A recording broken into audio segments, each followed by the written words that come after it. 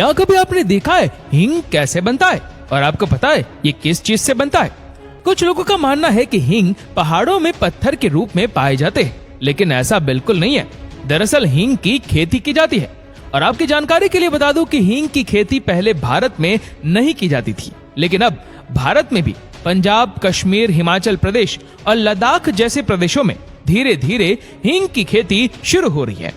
लेकिन हमारा देश भारत हींग का इतना शौकीन है कि अब भी हर साल अफगानिस्तान, इराक और उज्बेकिस्तान से $100 मिलियन का हींग भारत में इंपोर्ट होता है, जो कि 700 करोड़ से भी ज्यादा है।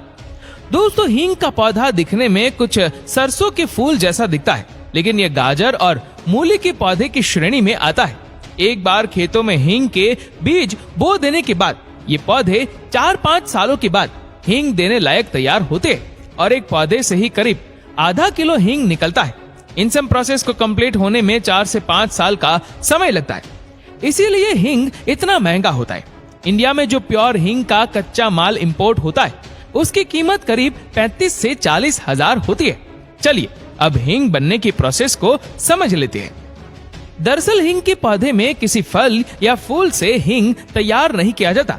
दरअसल पौधे की जड़ों से हींग को निकाला जाता है, और ऐसा भी नहीं है कि गाजर या मूली की तरह पूरा जड़ उखाड़ ले और इसे हींग प्राप्त हो जाए।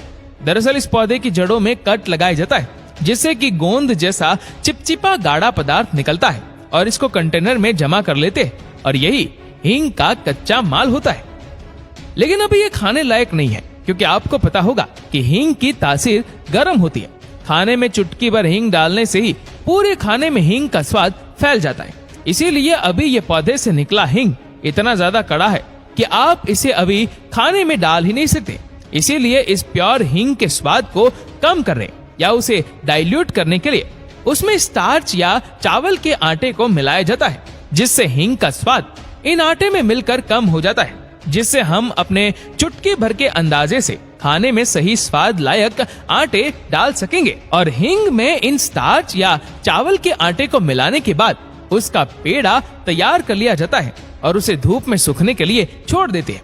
और अब अंत में जब ये हींग का पेड़ा सूख चुका है, अब इसे पीस कर इसका पाउडर तैयार कर लेते हैं, और फिर इसकी पैकिंग के बाद हमारे खाने के टेस्ट को बढ़ाने के लिए इसे रिटेलर्स को हैंडओवर कर देते हैं। अब आप समझ चुके होंगे कि हींग कैसे बनता है।